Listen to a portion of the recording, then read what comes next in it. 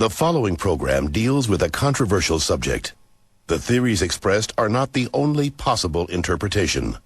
Viewers are invited to make a judgment based on all available information.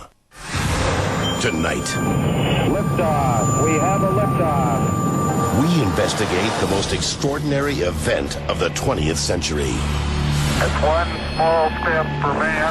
Man landing on the moon. One giant leap for mankind. But believe it or not, some people say it never happened.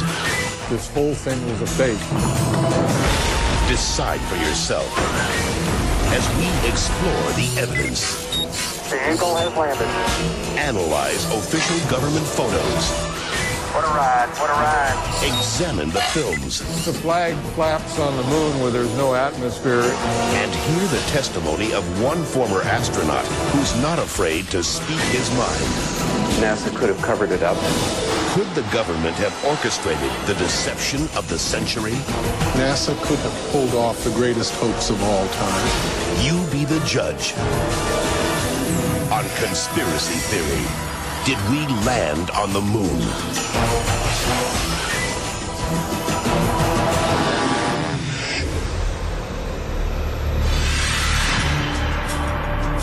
On July 16th, 1969, America held its breath. 10, 9, ignition sequence start. 6, 2, 1, 0. All engine running. Liftoff. We have a liftoff.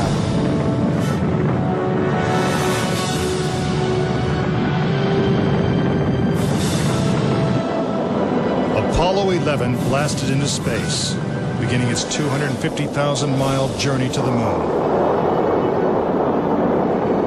During their 8-day voyage, the Apollo 11 astronauts saw spectacular views of the Earth, floated in a weightless environment, and supposedly went where no man had gone before. Guys looking good, down a half.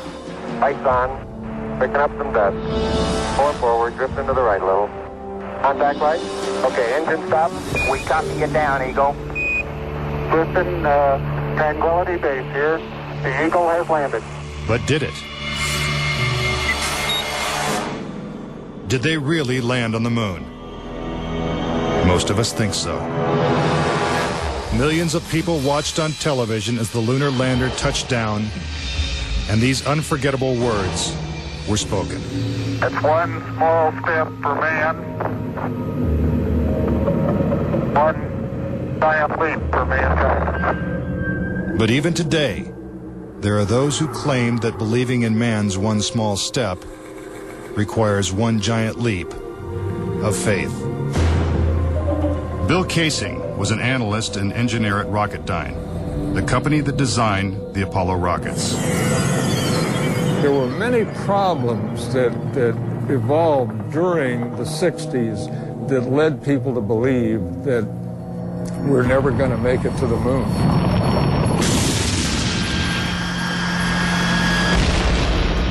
Three decades ago, when the world watched Apollo's lunar landings, Bill Casing was watching too. But what he saw on television, combined with his experiences at Rocketdyne, made him a skeptic. The whole thing then seemed phony to me. I think it was an intuitive feeling that what was being shown was not real. As he studied the footage more closely, he was shocked to find several inconsistencies. Casing observed that despite the clarity of deep space, the stars were missing from the black lunar sky. He saw the American flag waving, even though there is no air on the moon. And he discovered that there was no blast crater beneath the lunar lander, where its powerful rocket engine had fired. This evidence convinced Casing that we never sent a man to the moon. But NASA dismisses these charges.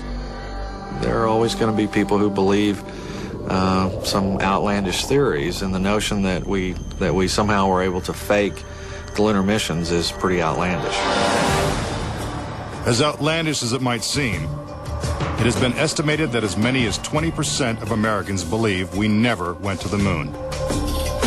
But how could anyone think that one of the greatest moments in human history is a hoax? Is it really possible that NASA deceived the world?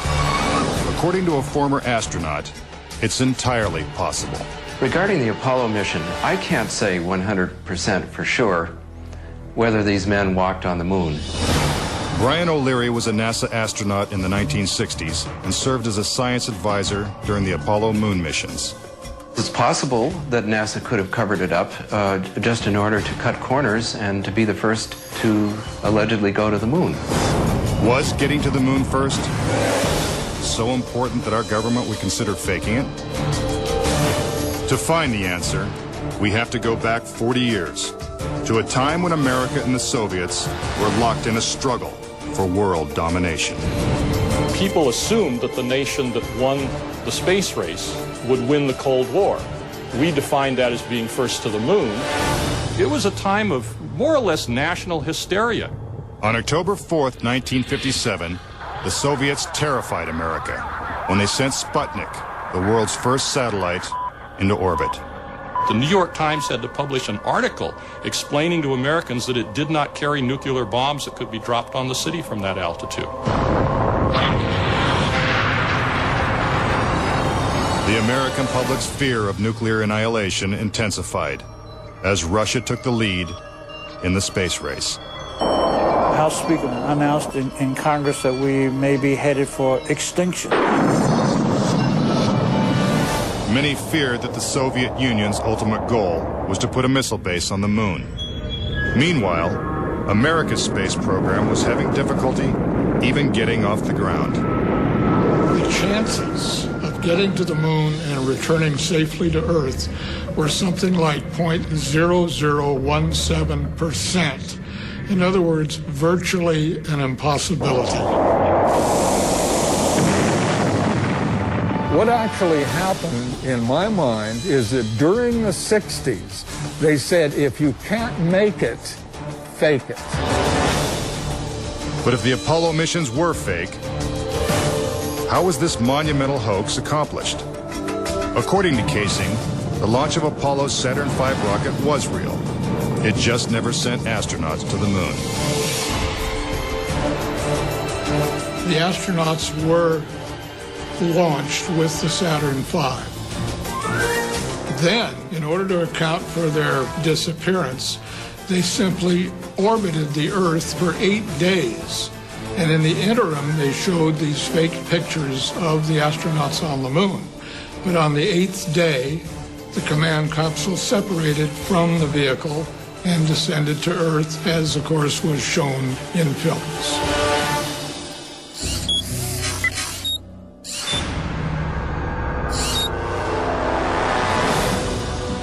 This theory inspired the 1978 movie Capricorn 1, in which the government attempts to fool the world by faking a mission to Mars. We do not claim this planet in the name of America. We claim it in the name of all the people of the planet Earth. The Apollo footage is strikingly similar to the scenes in Capricorn 1. Producer Paul Lazarus suggests that the film's plot line could be more fact than fiction. I believe, had they wanted to, that NASA could indeed have pulled off the greatest hoax of all time, never sent anyone to the moon, and recreated it in a television studio. And I believe it could have been done at that time. The technology was in place. The footing is solid. The surface seems powdery. The surface is fine and powdery. I can pick it up loosely with my toe. What we put up on the screen was our own simulated version of whatever we could do within a $4.8 million budget. But with NASA's $40 billion budget, Casing believes they had the resources to pull off a hoax if they couldn't make it to the moon. The reason I believe that NASA and the government faked the moon landing was basically it was technically impossible to do it. And they simply had to come up with some sort of alternative that they felt the public would believe. Casing theorizes that the lunar landings were actually filmed in Nevada's high desert, at the top secret military base known as Area 51. Area 51 is one of the most heavily guarded facilities in the United States. If you went in and tried to get some information, you could be shot and killed without any warning. Russian spy satellite photos of Area 51 reveal not only a series of hangars that resemble movie sound stages, but also barren moon-like areas which coincidentally are covered with craters. Compare this photo of a lunar crater allegedly taken from the moon's orbit by Apollo 10 with this satellite photo of a crater at Area 51.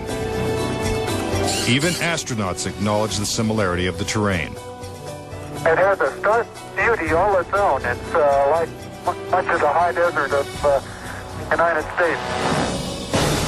Could billions of people really have been fooled into thinking the Nevada desert was the moon? Casing believes it's possible, and maybe the real reason Area 51 is so heavily guarded. This is a very secret base, and with good reason, because undoubtedly the moon sets are still there. And if they are, no one's getting a look at them anytime soon. Up next. Tranquility Base here. If the lunar module landed with 10,000 pounds of thrust, why is there no blast crater? Plus, was this footprint really made on the moon? And later, 10 astronauts die under strange circumstances. How far could the conspiracy reach? Find out when Conspiracy Theory returns.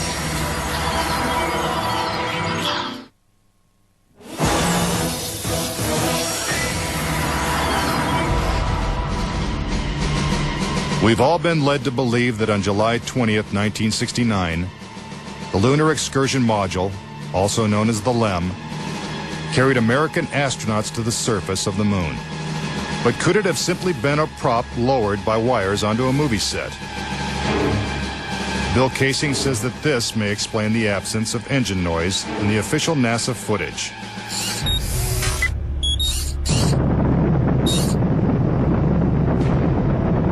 The noise level of a rocket engine is up into the 140, 150 decibel range. In other words, enormously loud. How would it be possible to hear astronauts' voices against the background of a running rocket engine? Picking up some dust. 30 feet, 2.5 down. Straight shadow. 4 forward, drifting to the right a little. Contact light. Okay, engine stop. Is this evidence that the footage is actually fake? A sequence shot in a controlled environment here on Earth? Just months before this historic landing, a prototype LEM was flight tested at Ellington Air Force Base. While NASA cameras record the test flight, Neil Armstrong struggles to control the unwieldy craft. Then, at approximately 300 feet, the lander flies wildly out of control. At the last second, Armstrong ejects.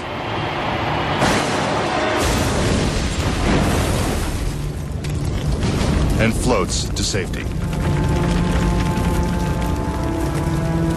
If the lander was so unstable and difficult to fly in the controlled environment of Earth, then how could the LEM land 6 times flawlessly in the alien environment of the moon?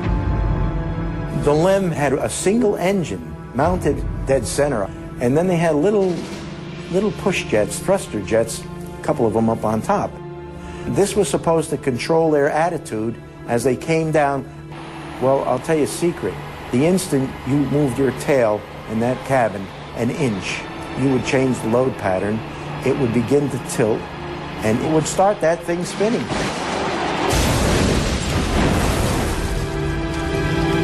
The arguments that have been arrayed on the side of those who believe that the lunar landings were a hoax are very elaborate, and they have to be to support a theory like this. In the end, there's one set of evidence that is irrefutable, and that is that there are footprints, boot prints, still in the lunar surface. But conspiracy theorists say that the footprints themselves are suspicious. The surface appears to be very fine-grained as you get close to it. It's almost like a powder. To have a powerful rocket engine blast the surface of the moon, blasting away all of the dust, and then find footprints surrounding the lunar lander, that to me would be an impossibility. Photo after photo reveals that the lunar surface surrounding the LEM is covered with footprints. But Casing says there's something even more difficult to explain. The fact that there's no blast crater under the LEM is one of the most conclusive pieces of evidence that I find supporting the hoax. In fact, no sign of a blast crater is visible for any of the 6 lunar landings. But LEM specialist Paul Fiel says he can explain why the lunar module left no crater when landing on the moon. The amount of thrust that you need coming out of the bottom of the descent engine is about 1,500, 2,000 pounds of thrust. And all that does is just push dust away. There's no burning or anything like that.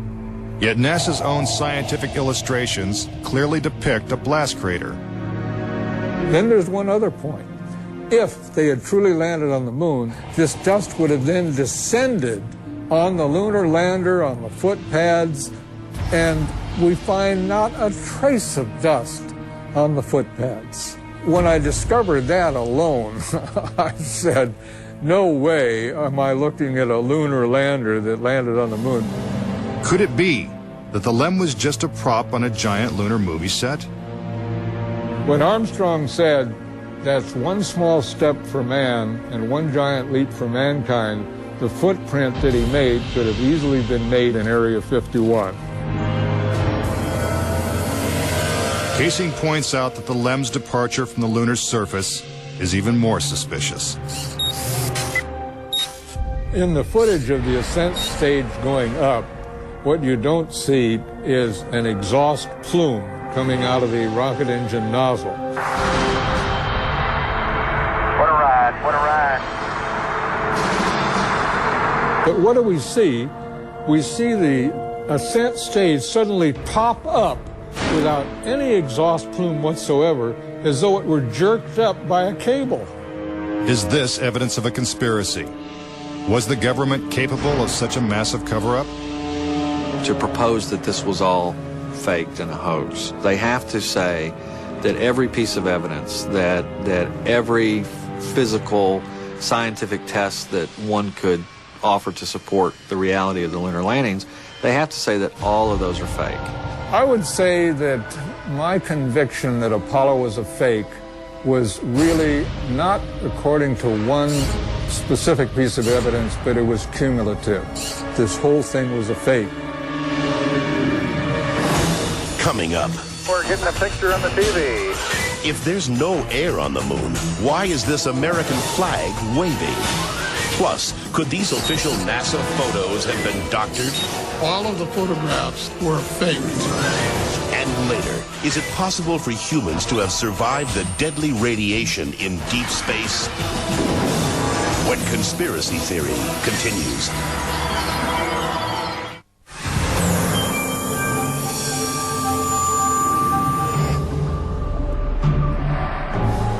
If the moon landings were actually filmed on a movie set, then where's the evidence? According to David Percy, an award-winning filmmaker and photographer, the proof is in NASA's own lunar photos and video. Our research suggests that images of the Apollo landings are not a true and accurate record. In our view, the Apollo pictures were faked. Many of the images are replete with inconsistencies and anomalies. In fact, Percy claims that when examined, these images suggest that man never went to the moon at all. This famous scene of man taking his first steps on the lunar surface is one of the most recognizable in history. But why are such important images so grainy and hard to see? And we're getting a picture on the TV. Hope you had a good picture, huh? NASA claims it's the result of 1960s technology. If you go back and look at it, The Apollo 11 mission was some pretty awful video by today's standards. These were ghostly images. It just did not look very real at all. And that was a function of the transmitter at the time, the camera at the time that we had available to us to fly on Apollo 11. But investigative journalist Bart Sabrell believes that NASA intentionally made the images hard to see. NASA orchestrated the hoax in a very unique way through television. They had one picture, which they completely controlled, black and white, grainy, that convinced everybody we were on the moon. We had no reason to doubt it. They had complete reins over the pictures, over the sound. I mean, sad to say, it was easier than people believe. But despite the lack of clarity, conspiracy theorists see evidence suggesting that these images were staged. It's absolutely unreal. Although it appears that the astronauts are moving in the moon's gravity, which is 1/6 that of the Earth, Percy notes that when the speed of the film is doubled, the astronauts appear to be running as if in Earth's gravity.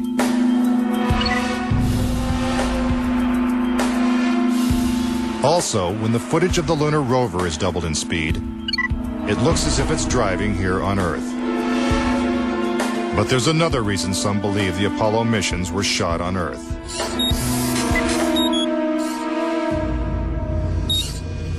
If there is no air or wind on the moon, why is this American flag waving?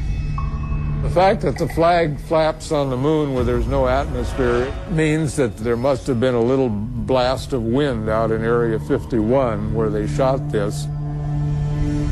Could these questionable images simply be the result of astronauts struggling to plant the flag into the lunar surface?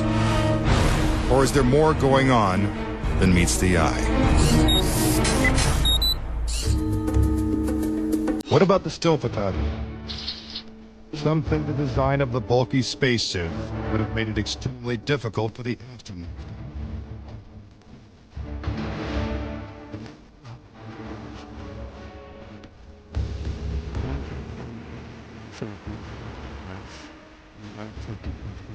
You couldn't see the camera. They couldn't have that fall down.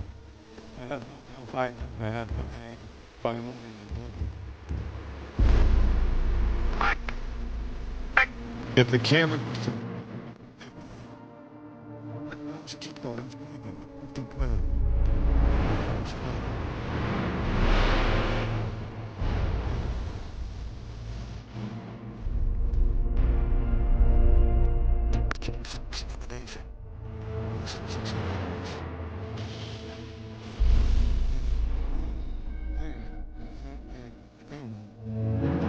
Conspiracy theorists point out that lighting is a major flaw in the lunar photos.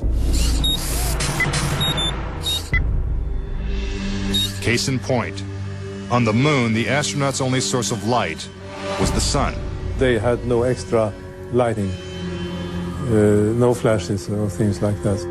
Yet in this photograph from Apollo 14, the shadows are cast in different directions, suggesting multiple light sources. The shadows cast by the rocks in the foreground should have been east-west, like the Lem shadow.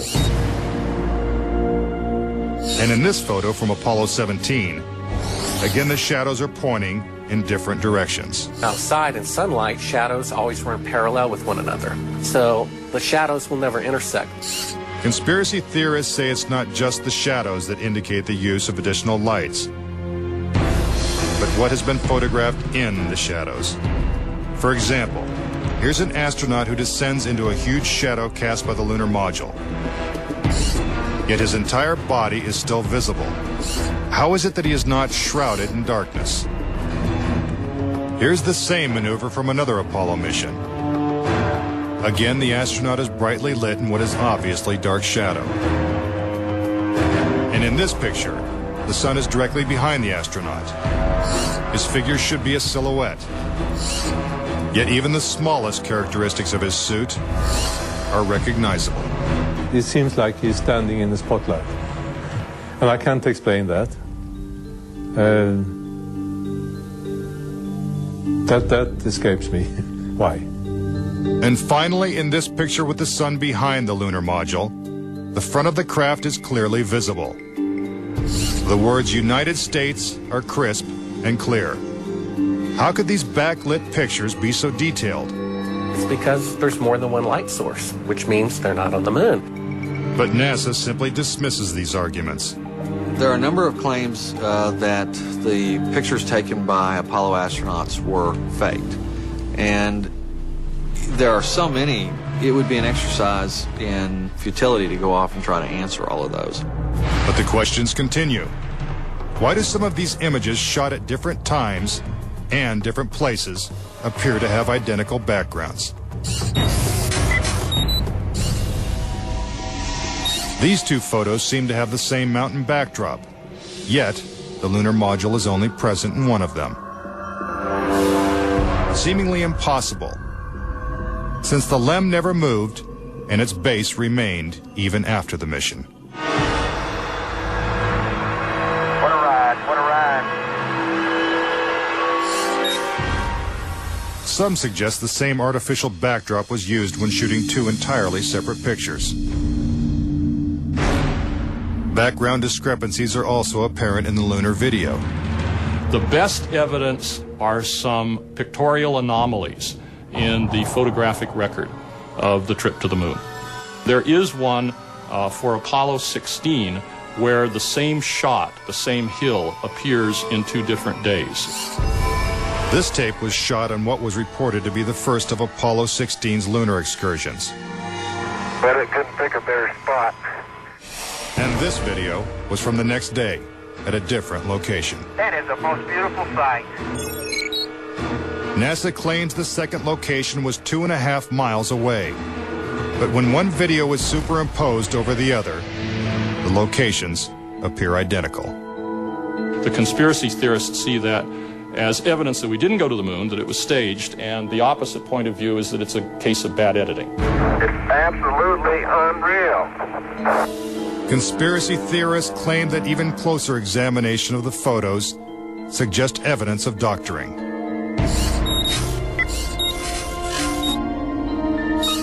For reference, crosshairs were permanently etched into the lunar cameras, so they would have to appear on top of every image. But in this photo, a crosshair is behind a part of the lunar rover. This situation is impossible and has to be the result of technical manipulation and doctoring of the image. And in this photo from Apollo 11, the equipment in the foreground is covering the crosshair, not behind it. And in another from Apollo 12, the American flag is covering one crosshair and the astronaut is covering the other. When presented with these questionable photos and videos, NASA refutes the conspiracy theories. Some range from incredibly complicated to incredibly goofy. There are arguments that are wrong optically, they're wrong physically, they're wrong scientifically, they're wrong historically. There's a great deal of claptrap that is sort of woven in to these arguments. But despite what NASA says, conspiracy theorists still insist that Apollo was a hoax. When I looked at all the pictures and all the footage, I'm absolutely convinced, I bet my life on it, that we didn't go to the moon. I know for a fact that we didn't. Coming up next, tragedy strikes the Apollo program. The program could be stopped dead in its tracks. 3 astronauts die in a pre-launch simulation. But was it an accident? He was going to blow the whistle on the whole project. And later, could the astronauts have survived a trip into deep space? Before they got 1/2 to the moon, they would have picked up a death dose of radiation. Next, on Conspiracy Theory.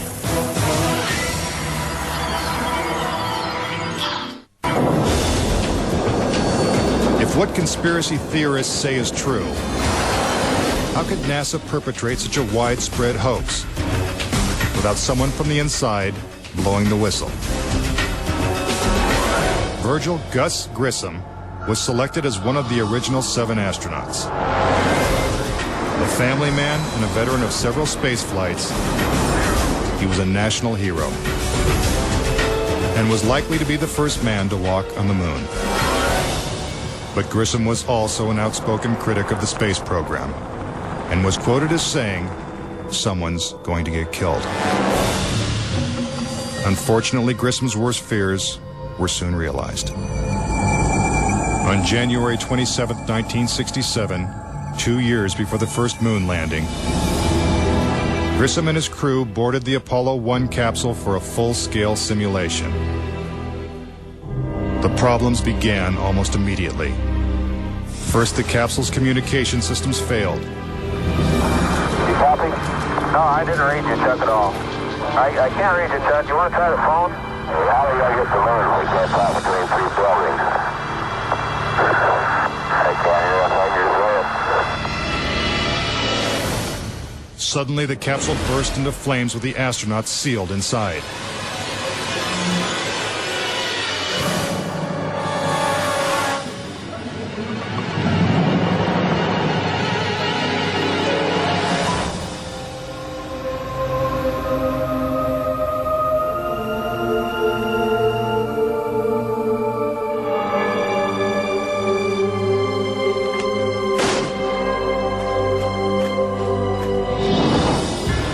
Tragically, Gus Grissom, Ed White,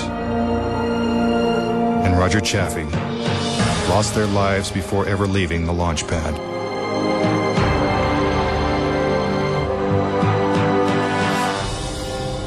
Gus Grissom's family believes the Apollo 1 fire was no accident. I think it was intentionally sabotaged by someone. It's been a question in my mind, what was found in the accident investigation and how was that handled? Was the CIA involved or whoever? But it was done intentionally.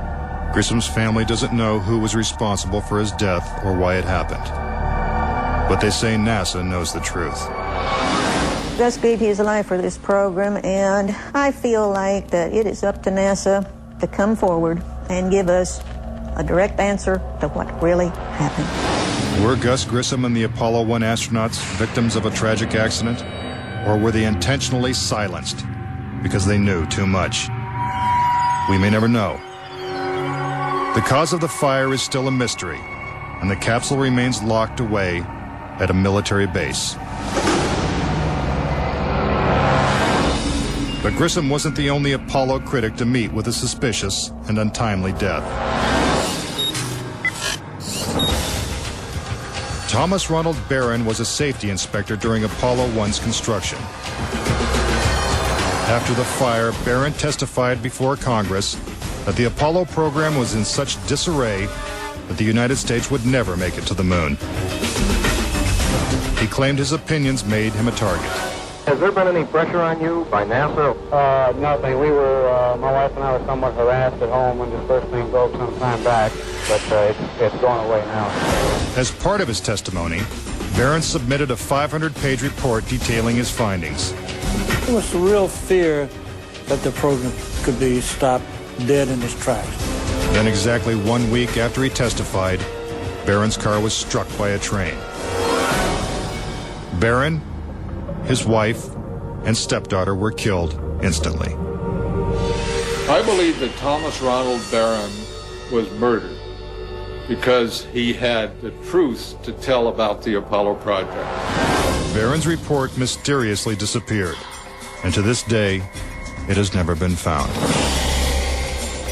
But the Apollo program continued,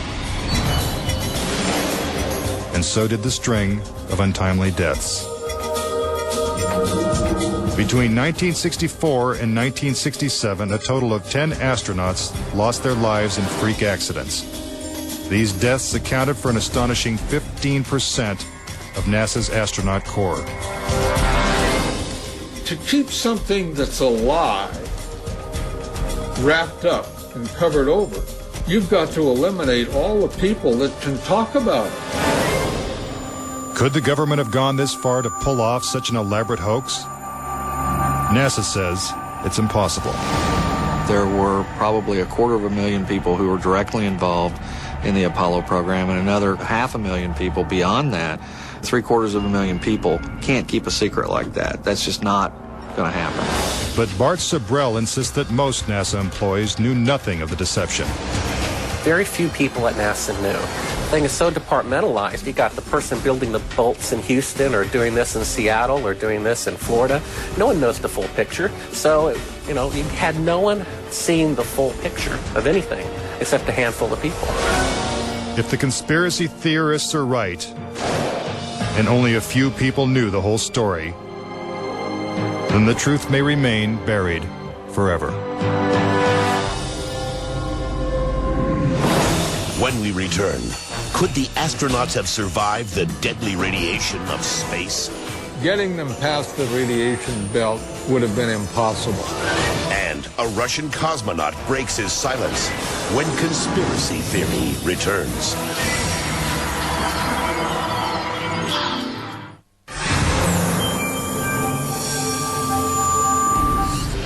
Suspicious deaths, evidence of doctored photos, and flags waving in the airless vacuum of space are not the only reasons to doubt that we ever went to the moon. Some say the astronauts could never even have survived the trip. The reason why they couldn't go to the moon is because of a phenomenon that few people know about called the Van Allen radiation belts. 500 miles above the Earth, these bands of intense radiation surround our planet and are thousands of miles thick. Any human being traveling through the Van Allen belt would have been rendered either extremely ill or actually killed by the radiation within a short time thereafter. Other than the Apollo missions, no other manned space flight has attempted to pass through this deadly radiation. Every manned mission in history, Gemini, Mercury, Skylab, the Space Shuttle, has been below the radiation belt, all except going to the moon. To protect the astronauts, the capsule would have needed 6 feet of lead shielding, according to physicist Ralph Rene. Obviously, the only shielding they had was the literally paper-thin outer hull of aluminum, and their suits consisting of glass fiber, some aluminum fibers, and silicon rubber. It's very interesting concerning radiation that the astronauts were protected by a thin film of aluminum, when here on Earth they put a lead shield on us when they take a dental x-ray. Some theorize that if the Van Allen belts didn't kill the astronauts, even deadlier doses of radiation deeper in space would have. Violent explosions in the sun called magnetic storms flood space with intense radioactivity. A magnetic storm will come along, and that can increase the intensity of the radiation belts by maybe 1,000 times above what it was before.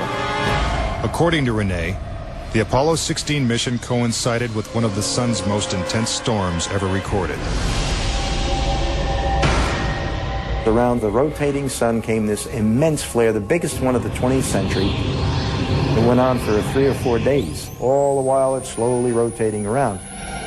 Although the effects of radiation are horrific, ranging from hair loss to cancer to death, the solar flares had no adverse effect on the Apollo 16 crew.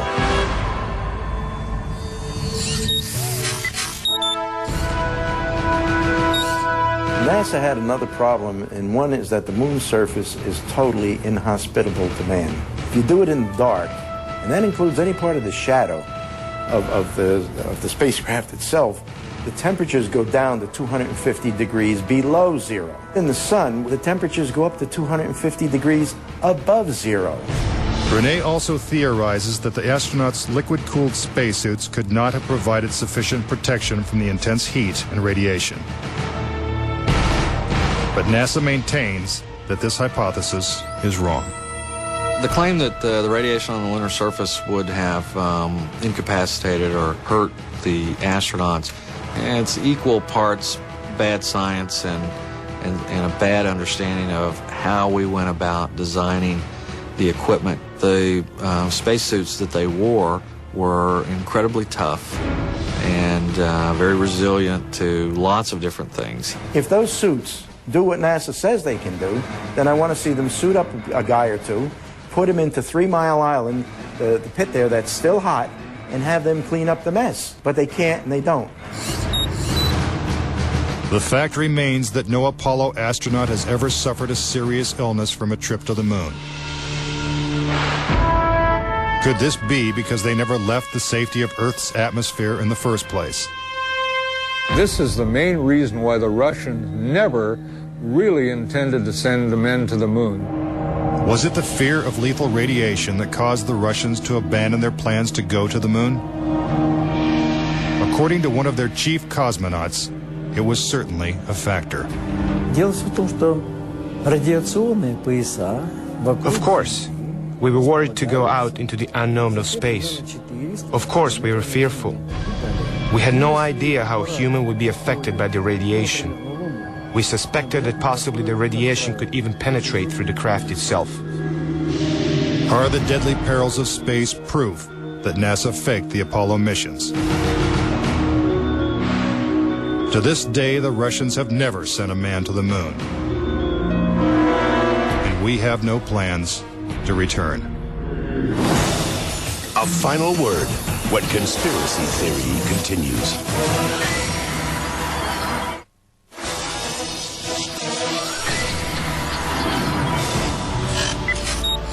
Now, various theories and explanations. Do you believe it's possible for our government to perpetrate such an incredible hoax? Is it conceivable that with its $40 billion price tag, the Apollo program was nothing more than the most expensive movie ever made? It is my personal belief, and I totally believe this after all the years of research I've done on this, that NASA never landed a man on the moon. I would say that anybody who believes that we did not go to the moon is an absolute nut. Anyone that wants to call me a kook or a nut or a crackpot, they're welcome to do that, but they're also welcome to go examine the evidence, which is everywhere. Bottom line, the United States went to the moon in the 1960s and the 1970s. End of story. Is there any way to put this controversy to rest once and for all? The only thing the experts agree upon is that the answer is 250,000 miles away. If NASA truly landed on the moon, remnants of the 6 successful Apollo missions would have been left behind. The base structures of the LEMs, the abandoned lunar rovers. Even the American flags would still be standing at each landing site. I would like to invite NASA and all of their supporters to simply take the most powerful telescope on Earth and see if there's a lunar lander there. If there's a lunar lander there, I'll never say another word about an Apollo hoax. If there's no lunar lander there, I'll rest my case. But no telescope exists that can examine the moon in such detail. Do objects from the Apollo missions remain on the moon in silent testimony? Or is the conspiracy theory true? In 2 years, Japan will send an orbiter to take close-up photos of the moon's surface. What will they find? Until then, the question remains, did we land on the moon?